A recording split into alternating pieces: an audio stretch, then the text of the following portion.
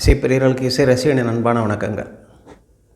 கடந்த எபிசோடில் மத்தியமாவதி என்ற ராகத்தின் ஸ்வரங்களை தூய்மையாக கொண்ட பாடல்களை ஒரு சிலவற்றை பார்த்தோம்.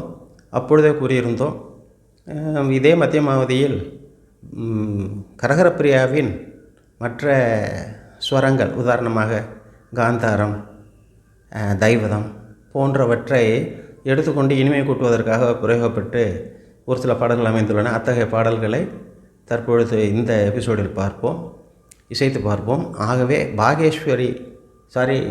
மத்தியமாவதி என்ற இந்த ராகம் சரிம பனிச சனிப மரிச என்ற 5 ஸ்வரங்களை உள்ளடக்கியதாக அவுடோ ராகம் என்று ஏற்கனவே பார்த்துள்ளோம்.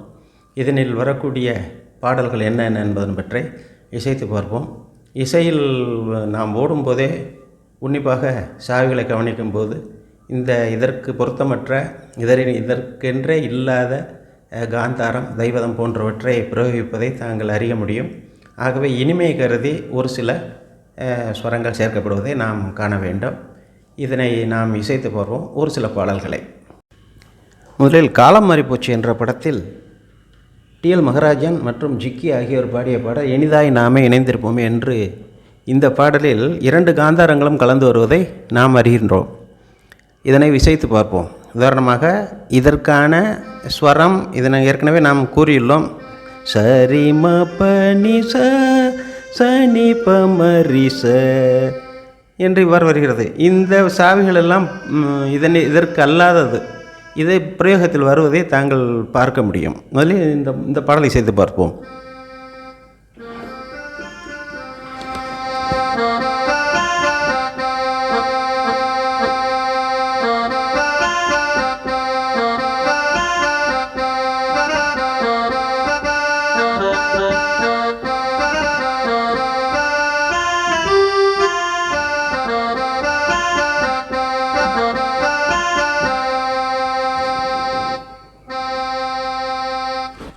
இதுபோலவே தெய்வபுலம் என்ற படத்தில் பி.பி. ஸ்ரீனிவாஸ் மற்றும் எஸ். ஜானகி ஆகியோர் பாடிய மலரோடு விளையாடும் தென்றலை என்ற பாடலில்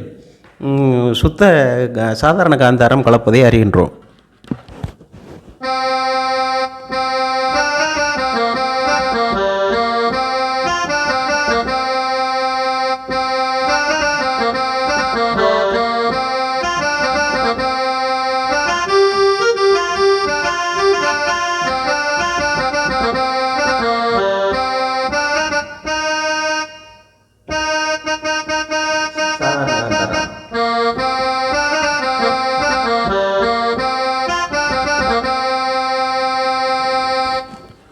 அடுத்து கர்ணன் என்ற படத்தில் கண்கள் எங்கே நெஞ்சம் எங்கேயும் இதே காந்தாரம், சாதாரண காந்தாரம் அங்கு இடம்பெறுகிறது.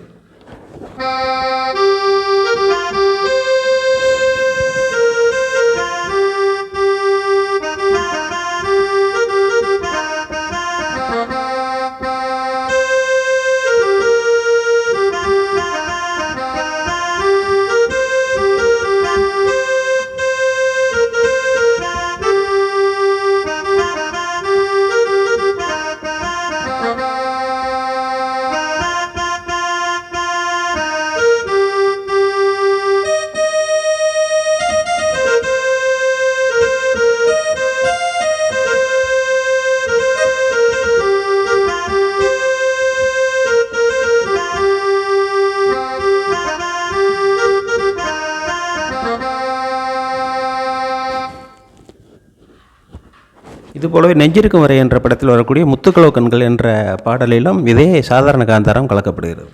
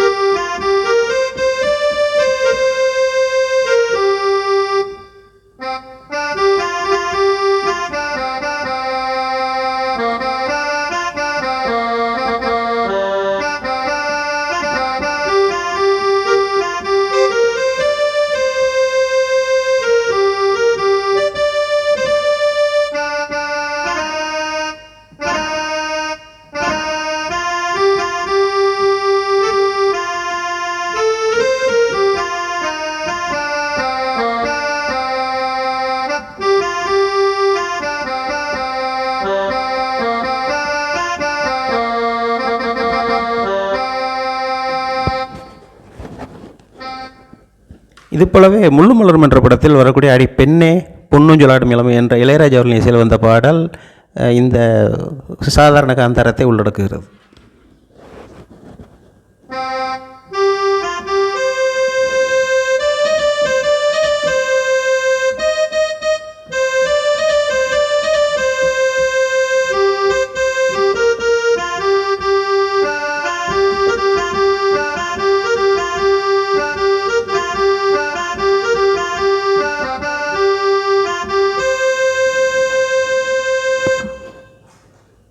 சகலகலா வல்லவன் படத்தில் நிலாக்காயுது என்ற பாடலிலும் சாதாரண காந்தாரம் பிரயோகமாகிறது.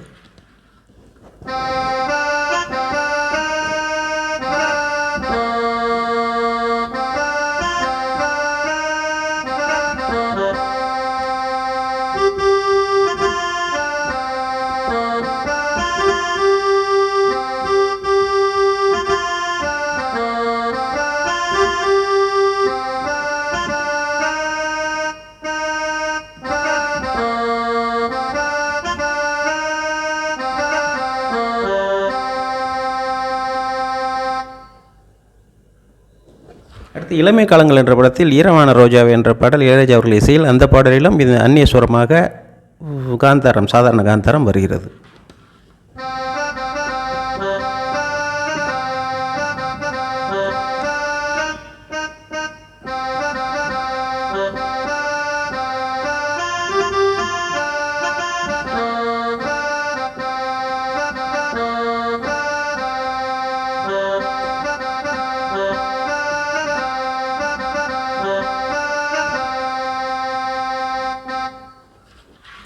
அடுத்து கொடி பிறக்குது என்ற படத்தில் சேலை கட்டும் பெண்ணுக்கு ஒரு வாசம் உண்டு என்ற பாடல் இது போலவே சாதாரண காந்தாரத்தை கொண்டுள்ளது.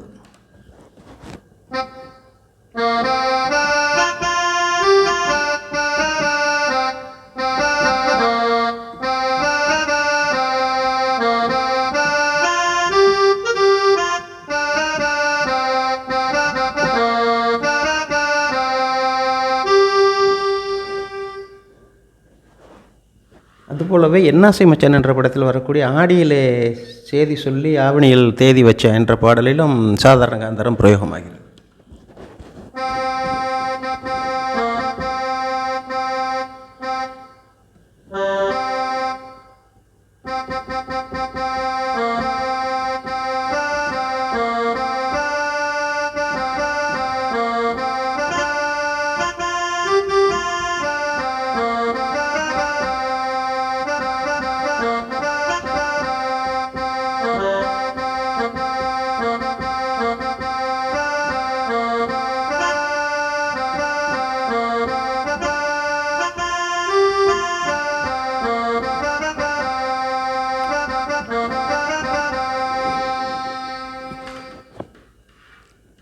அடுத்து கோடம்பாக்கம் என்ற படத்தில் வரக்கூடிய பாடல் ரகசியமானது காதல், மிக மிக ரகசியமானது காதல் என்ற பாடலில் இதே மாதிரியே சாதாரண காந்தாரம் பிரயோகமாகிறது.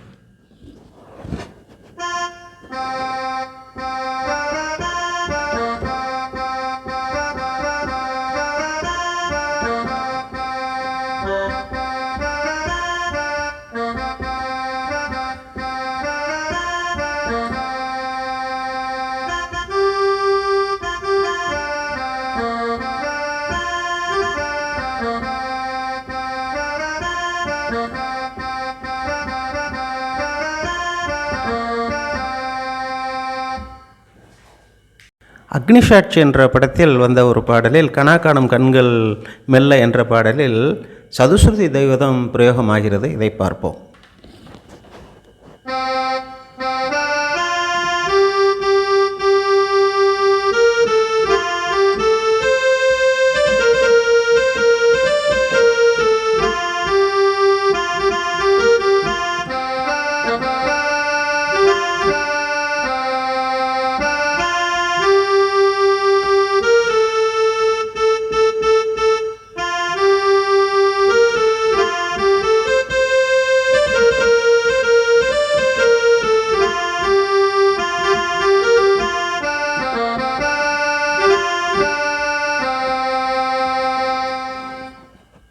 இவ்வாறு வெவ்வேறு ஸ்வரங்களை சேராகமாக இருந்தாலும் அதனுடைய தாய் ராகத்தின் விடுபட்ட ஸ்வரங்களை அவ்வப்போது இணைத்து இனிமை தரக்கூடியதற்காக பாடல்கள் அமைந்துள்ளதை நாம் தற்பொழுது பார்த்தோம். இவ்வகையில் இந்த மத்தியமாவதி என்ற இந்த ராகத்தின் இனிமை இதுபோல தேடல்களில் அநேக பாடல்கள் இன்னும் கிடைக்கக்கூடும். அன்பர்கள் இந்த அடிப்படையை வைத்து பாடல்கள் தங்களுக்கு வேறு பாடல்கள் இந்த ராகத்தில் அமைந்துள்ள தெரிய வரும்போது அதன் இனிமையை அறிந்து மகிழ்வோம் என்பதை தெரிந்து கொண்டு அடுத்த கட்டமாக மற்றொரு சேய் ராகத்திற்கு செல்வோம். ஆகவே மத்தியமாவதி 2 பகுதிகளாக பிரிக்கப்பட்டது. ஒன்று தூய மத்தியமாவதி, மற்றொன்று அந்நிய ஸ்வரங்கள் கலந்த மத்தியமாவதி என்று இந்த பகுதியை பார்த்தோம். மேலும் அடுத்த எபிசோடுகளில் தொடர்வோம். நன்றி, வணக்கம்.